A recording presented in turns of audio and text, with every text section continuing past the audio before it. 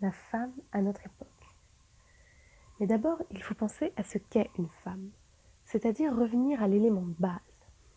Et je crois que la première remarque qu'on ferait, c'est qu'une femme est un être humain, que dans tout ce qui ne touche pas à l'ordre sexuel, ce qui est évidemment considérable comme domaine, mais enfin, dans tout ce qui ne touche pas à cela, elle se comporte et agit à peu près de la même manière qu'un homme.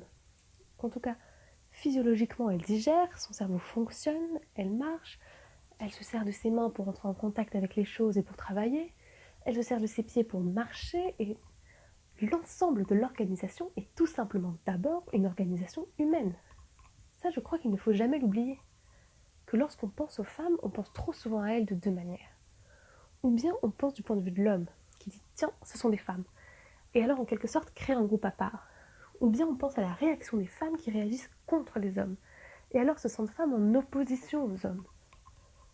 Quand on laisse tomber ces deux points de vue, on s'aperçoit qu'une dame qui achète un journal, téléphone parce qu'elle voudrait trouver le plombier parce que les installations ont besoin de réparation, ou qu'il y a un chèque pour payer les dépenses du mois, etc., se comporte en somme exactement comme un homme le ferait dans les mêmes circonstances. Elle est prisonnière des circonstances sociales. Et à ce moment-là, je m'étonnerais qu'elle se sente particulièrement femme. Il m'arrive souvent, lorsque j'ai des femmes qui m'interviewent, de leur demander « Combien de fois par jour vous sentez-vous femme? Vous éprouvez-vous comme femme ?» Eh bien, c'est beaucoup moins fréquent qu'on ne le croit. Alors oui, bien sûr, lorsqu'on va s'acheter une robe, au lieu de s'acheter un pantalon, et encore, nous portons tout autant de robes que de pantalons. Ou lorsqu'on va s'acheter des souliers et qu'on passe au rayon des souliers pour dames et non pas des souliers pour hommes. Ou pour être dangereusement familière, lorsqu'on descend les sous-sols d'un grand restaurant et qu'on regarde une porte sur laquelle on a peint l'image d'une jolie dame et pas celle d'un monsieur.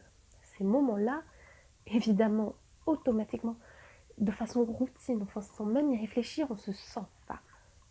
Dans les autres cas, on se sent femme dans beaucoup de situations de la vie, mais pas tout le temps. Et ça, je crois que c'est tout de même très important. Le côté être humain dans les deux cas.